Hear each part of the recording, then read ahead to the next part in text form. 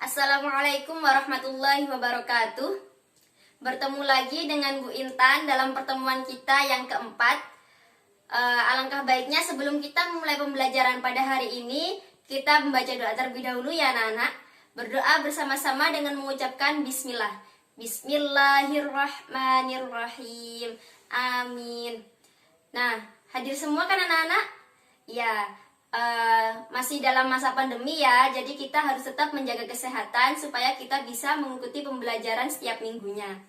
Nah, di sini hari ini kita tetap akan membahas tentang bab 6, yaitu tentang pertumbuhan ilmu pengetahuan pada masa Bani Umayyah.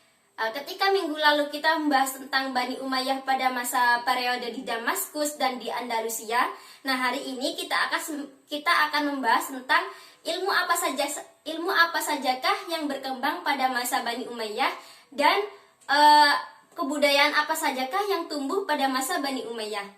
Nah, apa tujuannya kita belajar ini? Yaitu supaya kita tahu apa saja ilmu yang berkembang dan apa saja kebudayaan yang tumbuh pada masa Bani Umayyah. Nah, tidak usah lama-lama, mari kita simak videonya. Pembahasan kita yang pertama pada hari ini yaitu tentang ilmu-ilmu yang berkembang pada masa Bani Umayyah. Ilmu apa sajakah? Ada yang tahu? Ya, yang pertama ada ilmu kimia, yang kedua ada ilmu kedokteran, yang ketiga ada ilmu sejarah, dan yang keempat ada ilmu bahasa dan sastra. Yang pertama, ilmu kimia. Salah satu tokoh yang ada pada waktu itu yaitu Abul Qasim Abbas bin Farnas. Nah, beliau mengembangkan ilmu kimia murni dan ilmu kimia terapan. Ilmu kimia murni atau terapan ini adalah dasar ilmu farmasi yang erat kaitannya dengan dunia kedokteran. Ilmu yang kedua yaitu ilmu kedokteran. Nah, tokoh yang ada pada saat itu yaitu Abul Qasim Az-Zahrawi. Beliau dikenal dengan ahli bedah, beliau dikenal dengan perintis ilmu penyakit telinga, dan juga pelopor ilmu penyakit kulit. Yang ketiga ada ilmu sejarah. Tokoh-tokoh yang ada dalam ilmu sejarah pada masa Bani Umayyah, yaitu yang pertama Abu Marwan Abdul Malik bin Habib, terkenal dengan karyanya yang berjudul At-Tarikh. Yang kedua ada Abu Bakar Muhammad bin Umar, karya beliau berjudul Tarikh Iftitahul Andalus. Yang ketiga yaitu ada Hayyan bin Khalaf bin Hayyan, yang salah satu karyanya berjudul Al-Matin. Kemudian untuk ilmu yang keempat yaitu ada bahasa dan sastra. Di antara tokoh-tokoh yang terkenal pada masa itu yaitu yang pertama ada Ali Al-Qali dengan karyanya Al-Mali dan An-Nawadir. Kemudian ada yang kedua Abu Bakar Muhammad bin Umar. Selain beliau ahli dengan ilmu sejarah, beliau juga ahli dalam nahwu, bahasa Arab, penyair, dan juga sastrawan. Karya beliau salah satunya yaitu Al-Af'al. Yang ketiga yaitu Abu Amr Ahmad bin Muhammad bin Abdul Rabbih dengan karyanya berbentuk prosa yang berjudul Al-Aqdul Farid. Yang keempat yaitu ada Abu Amr Abdullah bin Syuhaid dengan berbentuk prosa juga sama seperti Abu Amr Ahmad dengan salah satu karyanya yang berjudul Hanud Ator. Selain mengembangkan ilmu pengetahuan, pada masa Bani Umayyah ini juga berhasil mengembangkan bidang lainnya seperti pertumbuhan kebudayaan. Nah, kebudayaan apa saja yang ada pada masa Bani Umayyah ini? Yang pertama ada arsitektur, yang kedua ada organisasi militer, yang ketiga perdagangan, dan yang keempat kerajinan. Yang pertama arsitektur. Perkembangan di bidang arsitektur ini terlihat dari bangunan-bangunan artistik serta masjid-masjid yang memenuhi kota.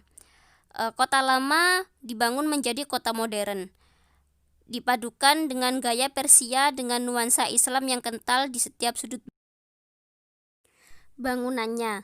Pada masa Walid dibangun juga sebuah masjid agung yang dikenal dengan sebutan Masjid Damaskus. Yang kedua yaitu organisasi militer. Pada masa pemerintahan Bani Umayyah ini, militer dikelompokkan menjadi 3 angkatan anak-anak. Yang pertama ada angkatan darat atau yang biasa disebut dengan Al-Jund. Yang kedua ada angkatan laut atau yang biasa disebut dengan Al-Bahiriyah. Dan yang ketiga ada angkatan kepolisian. Kemudian pertumbuhan kebudayaan yang ketiga yaitu perdagangan. Setelah Bani Umayyah berhasil menaklukkan berbagai wilayah, jalur perdagangan itu menjadi semakin lancar. Ibu kota Basrah di Teluk Persi pun menjadi pelabuhan dagang yang ramai dan makmur. Begitu pula dengan kota Aden. Kemudian pertumbuhan kebudayaan yang terakhir yaitu ada kerajinan. Ketika Khalifah Abdul Malik menjabat, disitulah dimulai dirintis pembuatan tiras, atau tiras itu adalah semacam bordiran, yakni cap resmi yang dicetak pada pakaian khalifah dan para pembesar pemerintahan. Nah, biasanya kan di pakaian-pakaian pemerintah atau pembesar-pembesar itu kan ada kayak mungkin semacam logo seperti itu. Jadi menunjukkan keresmian dengan berupa kayak bordiran seperti itu. Nah, mungkin dari bab ini ada yang belum paham terkait dengan penjelasan ibu, bisa ditanyakan melalui WA ibu ya anak-anak. Jadi ketika kalian gak paham, gak apa-apa kalian bertanya, nanti ibu akan jawab sebisa ibu. Kalaupun ibu nanti bisa, maka ibu akan belajar lagi sebelum nantinya ibu akan menjawab kepada kalian. Paham semua? Mengerti? Pokoknya kalau ada yang tidak paham boleh ditanyakan. Nah, saatnya kita memasuki tugas. Apa saja tugasnya hari ini? Berhubung minggu lalu ibu tidak mengasihkan tugas, tidak memberi tugas, jadi minggu ini ibu akan menggabung antara tugas minggu lalu dan minggu sekarang. Apa tugasnya anak-anak? Yaitu kalian menyebutkan tokoh-tokoh yang ada pada dinasti Umayyah ini, pada Bani Umayyah ini, serta menyebutkan beliau ahli apa dan karyanya apa. Nanti ditulis ya, ditulis dalam kertas, kemudian difoto dan dikirimkan ke WA Bu Guru.